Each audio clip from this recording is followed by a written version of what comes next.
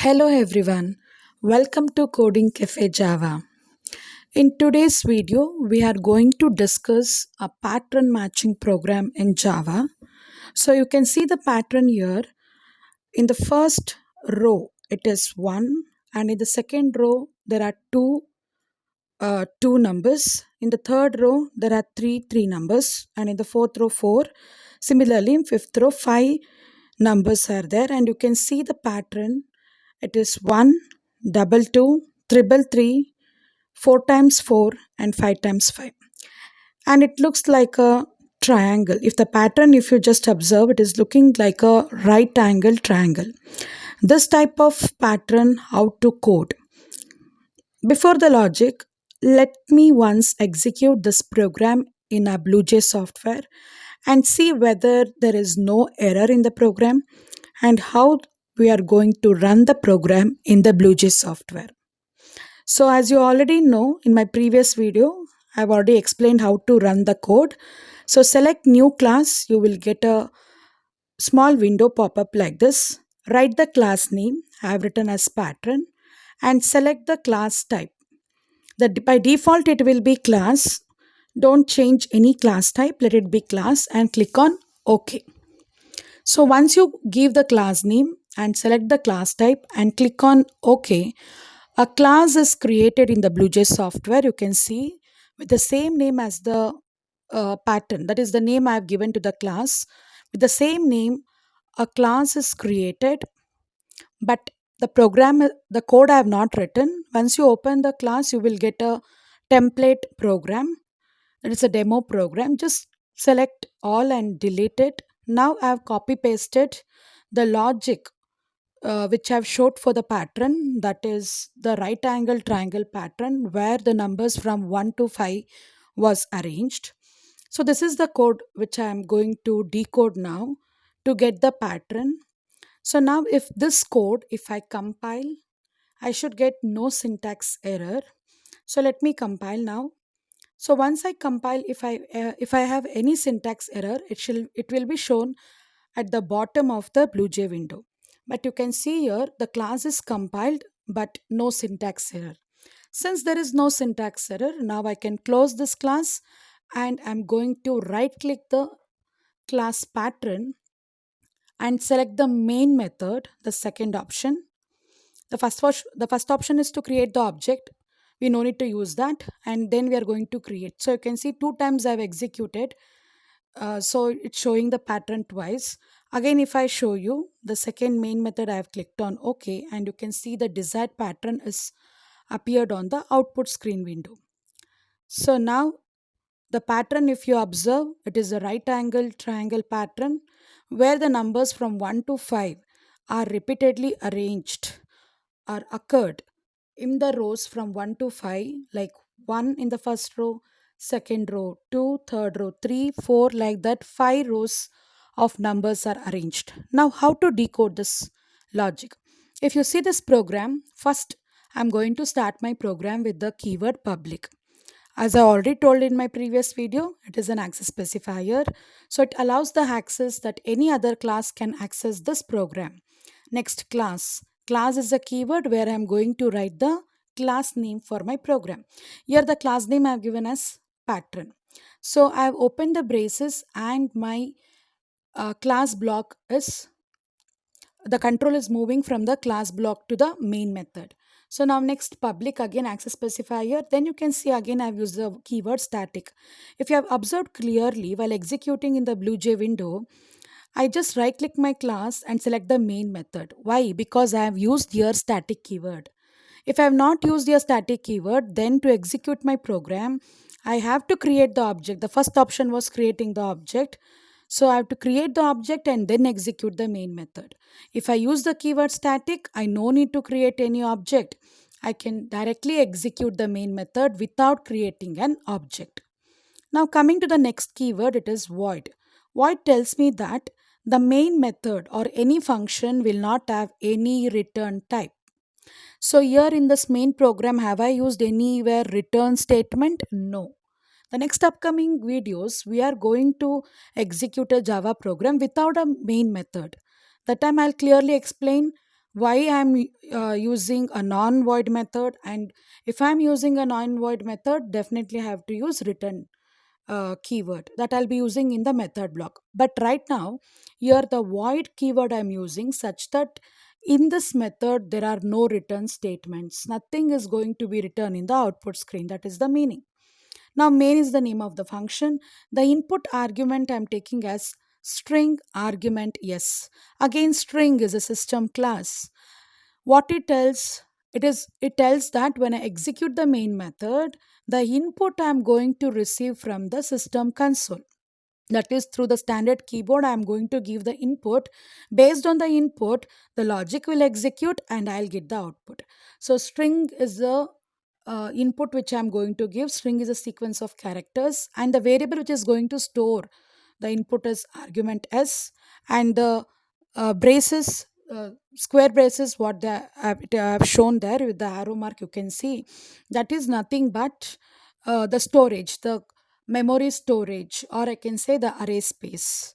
Right now I will not explain anything about array. The next upcoming videos we are going to discuss about the arrays, SDA, DDA, single dimensional array and double dimensional array. There I will talk more about it. Now getting entry to the main method, the first you can see I have a for block. The for block has three fields. You can observe there inside the for I've written int I is equals to 1. Actually it's assignment operator. I is assigned to 1, and then a semicolon I've kept. So that is first field is nothing but it is going to assign a value 1 to the variable I. I as a integer data type, so I have to give only the whole numbers. So initially the high value is set to 1. High is a variable and one value is stored in it. Now second one is a condition field. What is the condition? High is less than or equal to 5. High value is 1. So currently I am pointing to 1. 1 less than or equal to 5. If this condition is true, then I have to execute the inner for block. That is, I have to get entry to the for block. The third incrementation field, if you see, it is a incrementation field. I post increment they have given. That I am not going to execute now. Only the first two fields are executed. Then take a entry to the inner block. There also in the inner block again I have two for loop. Again I have a for loop. It's called as inner for loop. The first for loop is the outer for loop, whereas the second for loop is the inner for loop. The first for loop is written for the rows to get entry for the rows. The second for loop is for the columns to enter the entry for the columns. So now here also j is assigned to 1 and j is less than or equal to I. These two fields will be executed and then it executes the println statement. It will not go and increment the j value. Once it once it executes the println statement, then again it goes and increment the j, and till the inner for loop become false, I cannot come outside the inner for loop and execute the outer for loop I. So like this it goes on. I hope the logic is clear. Always the outer for loop will execute, and if the condition is true in the outer for loop, you will get entry for the inner for loop. And in the inner for loop also, the first field assignment is done, second field condition is checked, and without incrementing the third field, you will go and execute the block of statements, and then you will go and increment the j. Hope it's clear. So now let's start. Now I'll start with the first for loop, that is I. The first for loop int I is assigned to 1.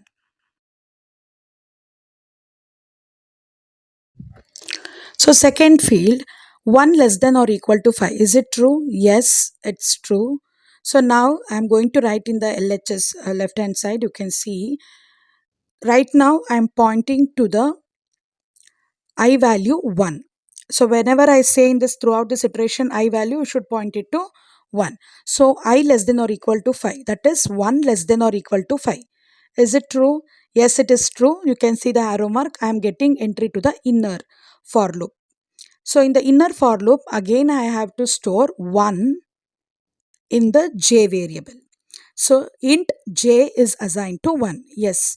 So j is also having now the value 1. I is also having the value 1. Now j is less than or equal to I. What is the I value currently? I have written at the top, left hand top. It is 1. Is it true? 1 less than or equal to 1. Yes, it is true. 1 is less than or equal to 1. It is true. Since it is true, I'll come and execute the first print statement, system.out.print. So what I'm printing there, I value I have to print. As you already know, what is the current I value? 1. So you can see there, I'm going to print 1 in that. Okay, in the output screen, what I'm going to print? I'm going to print 1. So 1 I will print in the output screen, and then I'll go and increment the j. When I go and increment the j, what happens? From 1, the value will be incremented to plus 1. So the j value becomes 2. So the j value will become 2, and check with the condition 2 less than or equal to I. What is the I value? 1. So 2 less than or equal to 1. Is it true? No, it is not true. It is false. So what? Since the inner for loop is false, I have to come outside the loop. You can see 2 less than or equal to I value is 1. It is false. So I'm coming outside the for loop. Since the for loop doesn't have any braces, only the first statement belongs to the for block. Only the underlining, I'm underlining the statement. No, only this statement belongs to the for. If the condition of the second for loop is true, I have to execute that statement. Since it is false, my control is coming outside the block, and you can see there print ln statement is there. What is this print ln? Means go to the new line. Nothing is there to print, but the cursor should move to the new line. So you can see there the cursor I have moved to the new line. In the left top corner, my cursor is moved to the new line. Only the cursor point I'm showing with the arrow mark. So my cursor is there. So it is pointing there. Next, what I will do, once I've finished the inner for block, next thing is I'll just erase everything for the next iteration to explain. So next, I'm going to, my control will move from system.out.println, that is coming to the next line. My control is going to move to the first for loop. There, what I should do, I should go and increment the I value. Always the third field incrementation will work once you complete the entire logic of the loop. So I finished, I made the outer for loop to go false. So my control moved, and now I am going to iterate the outer I loop. This is called looping. It always loops like this. So now I am incrementing. Tell me what was my previous I value? It was, I have written over there, it was 1. So now when I increment 1 plus 1, it becomes 2. So previous value was 1, now it becomes 2. Now check with the condition 2 less than or equal to 5. Is it true? Yes, it is true. My control moved to the inner for loop. J value is 1 itself. So 1 less than or equal to I. Tell me what is the I value? If you see the first for loop, you will understand the current I value is 2. So keep it in mind. The current I value is 2. So check with the condition 1 less than or equal to 2. Is it true? Yes, 1 is less than or equal to 2. It is true. Since it is true, I'll come and print the I value. What is the I value now? Tell me. 2. So 2 is printed in the second line. Again, what I'll do, I'll go and increment j. Now, j value was 1. Now, if I increment, it becomes now 2. So check with the condition again. 2 less than or equal to 2. See, if they are given only less than, it would have become false. They have given both the relational operator less than or equal to. So it is true. Since it is true, I'll go and print the I value. See, after printing the I value, the plus is the concatenation operator, and then you have a tab space. Means you will give a space before printing the next term. That is the meaning. Again, I'll increment the j. But what happens? 2 plus 1. Now it becomes 3. Now check with the condition 3 less than or equal to 2. Is it true? Is it 3 less than or equal to 2? No.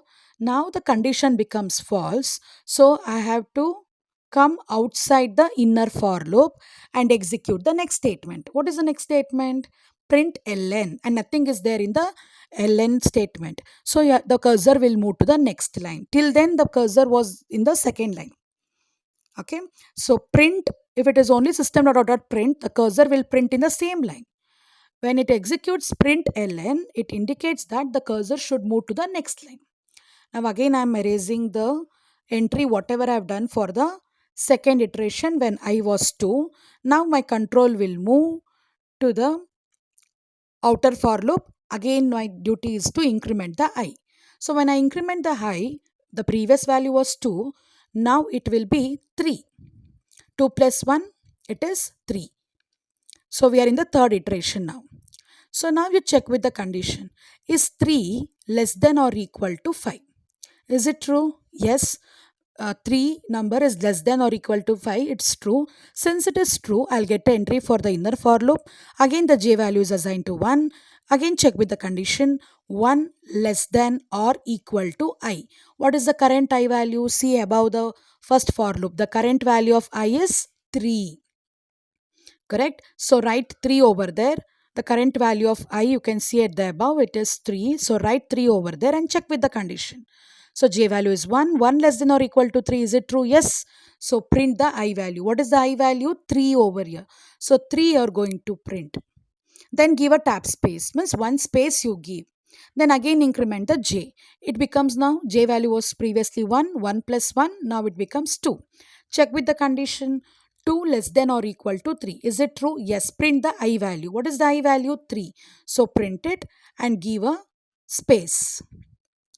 That plus double quote is nothing but adding a space. So next again you increment the j value. It becomes now, actually the j value was 2. 2 plus 1. Increment means only add 1 to the previous value. So it was 2. J value was 2. When I increment it, it becomes now 3. So now I'll check with the condition after substituting the value 3 to j. I'll check with the condition. 3 less than or equal to 3. 3 less than or equal to 3. Yes, it is true. They are given equal to, so it is true. Only 3 less than 3, it would have become false. Since it is true, I have to execute the I value. What is the I value? 3. So print the I value 3 and then go and increment the j. Now it becomes 4. Now check with the value 4. 4 less than or equal to 3. Is it true? No. 4 less than or equal to 3. It's false. So now what I can do, I can execute the next statement. Means my inner for loop became false. So now I can come and execute the next statement. What is my control will move to the next statement. What is that? Print ln. So my control is going to, my cursor was there. After printing 3, my cursor was there. Now it will move to the next line. You can see in the top left corner, I'm writing the output. So my cursor has moved to the fourth line. So now I'll just erase the current iteration, whatever the inner for loop was there, just to avoid the confusion. So now next what I'll do, I'll go and increment the I value. So last time the I value was 3. Now when I increment, what it happens, it becomes 4. So 4, check with the condition now. 4 less than or equal to 5. Is it true? Yes, of course, 4 is less than or equal to 5. It's true. Since it is true, you will get the entry to the inner for loop. I have written the arrow mark here. So you will get the entry for the inner for loop. There again the j value is 1. Check with this condition. J less than or equal to. What is the current I value? It is 4. You can see at the top 4. So 1 less than or equal to 4. Is it true? Yes, it is true. Print the I value. What is the I value? 4. So print that I in the fourth row. Yes, once I am going to print. So once I do that, then I am going to increment the j. J becomes now 2. Previous was 1. 1 plus 1. It is now 2. 2 less than or equal to 4. Is it true? Yes, it is true. So again come and print the I value. What is the I value here? 4. So print that I value 4. Again you go and increment the j. It becomes now 3. Previous was 2. 2 plus 1. It becomes now 3. So write 3 for the j and check that condition 3 less than or equal to 4. Is it true? So if I substitute the value for j, it is 3.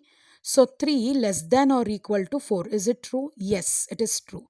Since it is true, come and print the I value. What is the I value? Same 4 because we are in the fourth iteration. Yes, come and print the value 4. So you can see I'm pointing the current I value and I'm going to print the value I, that is 4. Now next is I have to increment the j because since still my condition has not become false, I have to keep on incrementing. So when I increment 3 with 1, that is plus 1, now the j value is 4. 4 less than or equal to 4. Is it true? Yes, it is true. Since it is true, I'll again come and print the I value, that is 4. So I've printed the 4. And next again I'll go and increment the j. It becomes now 5. Now just check with the condition 5 less than or equal to 4. Is it true? If you see, when I incremented j, it become 5. So 5 less than or equal to 4. Is that true? No. 5 is not less than or equal to 4. It is false. Since my condition is becoming false now it's time to move to the next statement. That is, the control is moving outside the inner for loop. When the control will move outside the inner for loop, again, you please keep it in your mind if and only if the condition becomes false. Now, the println statement I executed, print ln means I'm coming outside the block and my cursor is going to move to the next line. Ln means new line. Print ln means go to the new line. Ln stands for new line. So when I go there, you can see I'm in the fifth iteration. Already I printed the value 5. Okay, let me start from the first itself. So my control is moving now from the println statement. My control is moving to the I to increment the outer for loop. What was the previous I value? It was 4. Now you increment by 1. Increment means add by 1. 4 plus 1. It becomes now 5. So check with the condition 5 less than or equal to 5. Is it true? Yes, it is true. Since it is true, again the same repetition process, get entry to the inner for loop. So in the inner for loop, j value is 1. Now again check with the condition 1 less than or equal to I. What is the I value? Above you see it is 5. Isn't it? So 5. So now check with the condition 1 less than or equal to 5. Is it true? Yes, it is true. Since it is true, I'll come and print the I value. So once I'm going to print the I value, that is 5. And give a space. That plus and double quotes indicates a space, small space. Next, again, I'll increment the j value. It becomes now 2. 2 less than or equal to 5. Yes, it is true. Get entry and print the I value. What is the I value here? 5. Print again. So second time I'm printing the I value, that is 5. Again, go and increment the j. It becomes now 3. 3 less than or equal to 5, is it true? Yes.